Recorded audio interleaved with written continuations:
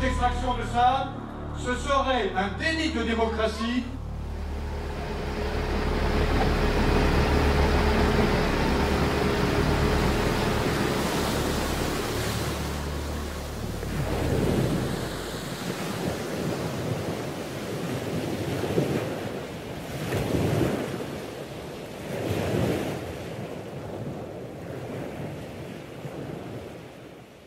On l'exploite partout à travers le monde.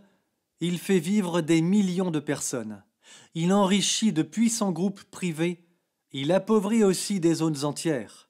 Le sable, c'est le deuxième matériau le plus utilisé sur la planète après l'eau. En Afrique, en Asie, on ne compte plus les zones d'exploitation légales et illégales car on en cherche partout, en permanence, et on use de tous les stratagèmes pour s'en procurer.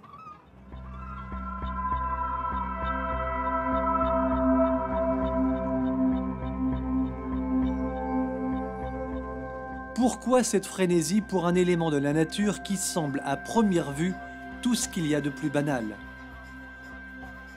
La première raison est qu'il sert à la fabrication de milliers de choses. Il fait partie intégrante de notre quotidien sans qu'on le sache.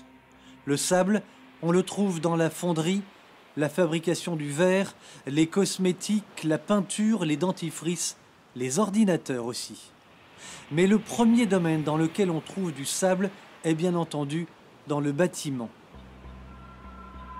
Dans les pays qui connaissent une explosion immobilière, les besoins sont colossaux et le commerce illégal se développe à grande vitesse.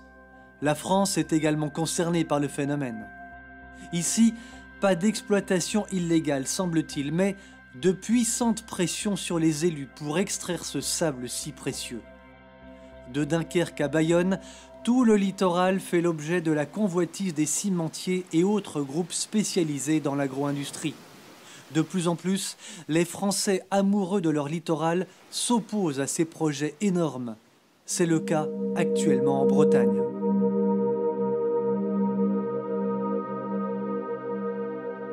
En 2009, les Bretons s'étaient mobilisés contre un projet du groupe Lafarge d'extraire du sable en Bretagne Sud. Les Bretons avaient gagné leur bataille. Ils doivent maintenant se battre contre un autre projet en Bretagne Nord, ici même, là où nous nous trouvons. De quoi s'agit-il? D'extraire 400 000 m3 de sable chaque année, derrière moi, à environ 7 000 au large des côtes, un projet tout à fait délirant. Car s'il se faisait, il faut savoir que nous sommes ici coincés entre deux zones Natura 2000. La zone Natura 2000 dont nous parlons se trouve entre Perros-Guirec, Trébeurdin et Ploumanac. Une zone splendide, au paysage enchanteur. C'est donc dans cette zone que la CAN, la compagnie armoricaine de navigation, souhaite pomper 400 000 m3 de sable. Ce sable servirait ensuite à fertiliser les terres agricoles.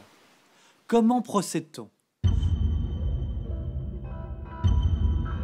On envoie des sabliers sur zone et on pompe les fonds marins durant 20 ans.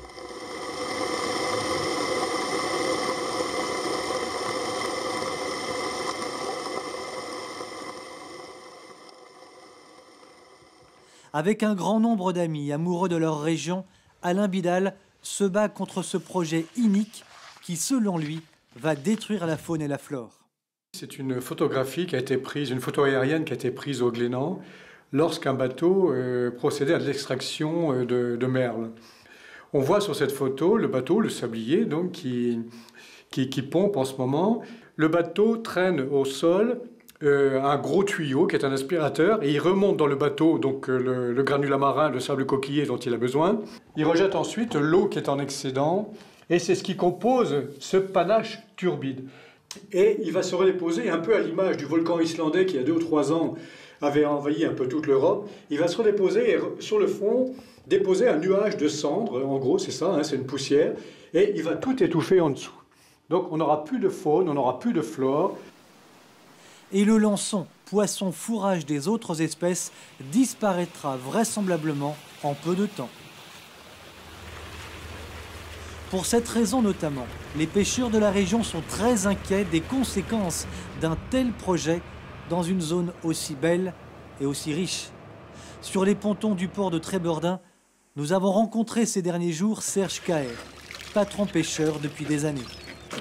Totalement opposé, oui, complètement, parce que je pense que ça va dénaturer complètement les fonds sous-marins, quoi. Bon, au début, je ne savais pas comment il procédait le bateau. Ouais. Mais quand j'ai vu comment que ça se passait, donc en fin de compte, c'est une suceuse qui traîne sur le fond, quoi. Il ne garde pas tout le sable, il rejette une grande partie. Donc peut-être les 3/4, je crois, est rejeté donc, par rapport à ce qu'ils aspirent. Ce sont des endroits où les poissons viennent frayer et tout, quoi. Donc c'est évident qu'ils ne vont pas rester là. Ce projet d'extraction, s'il venait à se faire, détruirait sans doute rapidement une bonne partie des activités touristiques de la région, à commencer par la plongée. Depuis des années, la côte de Granit Rose est très prisée pour ses fonds marins. Le club de plongée de Trébordin accueille chaque année 3000 plongeurs. 20 000 plongées sont effectuées ici tous les ans. De nombreux plongeurs d'une grande partie de la France viennent pratiquer la plongée ici. On a là justement la particularité d'avoir une eau relativement claire par rapport à d'autres sites. Les fonds sous-marins sont très beaux ici. Les fonds marins sont très beaux. Les fonds sont très beaux. On a une côte de granit rose magnifique sur terre. Et cette même côte, on la retrouve sous l'eau avec des chaos granitiques, avec ces interstices de roches formés par les gros blocs de roches justement qui ont bougé au moment de ces grands mouvements géologiques. Et on retrouve ces fonds sous l'eau qui sont exceptionnels et magnifiques. Il est prouvé que les particules fines qui vont être rejetées au moment de l'extraction, elles vont continuer à dériver sur de nombreux kilomètres. Ouais. Donc c'est plus que 5 km² qui vont être impactés par l'extraction, ça c'est évident. Non à cette extraction de sable, ce serait un déni de démocratie dont vous pourriez porter la lourde responsabilité. Depuis le début de ce projet d'extraction de sable, il y a 4 ans, toute la région, habitants, plaisanciers, élus sont vent debout contre la demande de la compagnie armoricaine de navigation, filiale du groupe Roulier.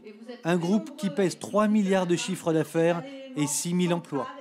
La société extrait déjà du sable en Bretagne, mais elle veut s'étendre encore. La colère des habitants qui se lit partout est justifiée par le rapport de l'enquête publique. Ce rapport signale les risques du projet, mais donne un avis favorable.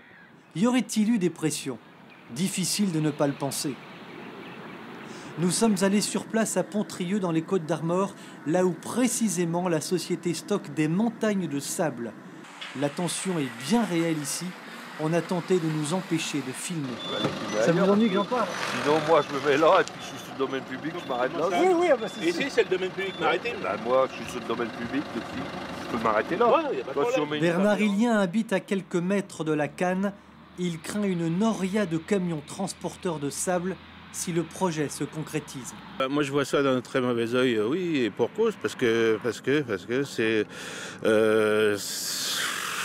détruire. On essaye de faire vivre un port de plaisance à Pontrieux, et là, c'est la fin de ce port, parce que des camions, les Anglais qui viennent sur notre site en été, ils viennent là justement pour le cadre campagnard et bucolique de cet endroit. S'ils voient passer devant leur bateau l'été une noria de camions incessante, c'est évident qu'ils vont déserter notre petite ville. À plusieurs reprises, nous avons demandé à rencontrer la direction de la Canne, mais nous n'avons jamais été rappelés. Le message est clair. Si tu dis non, Macron, les Trégorois s'en souviendront. Si tu dis oui, ils s'en souviendront aussi.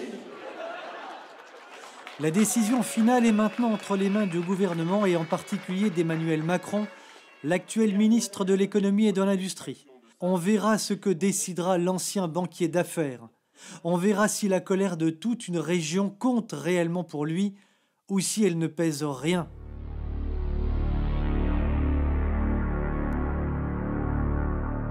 Des dizaines de projets d'extraction de sable émergent partout sur les côtes françaises. Si les politiques continuaient de céder comme ils le font et dans bien d'autres secteurs au lobby, aux groupes industriels, aux cimentiers, ces extractions constitueraient un ravage de la faune et de la flore et un danger immédiat pour le littoral et pour ses habitants.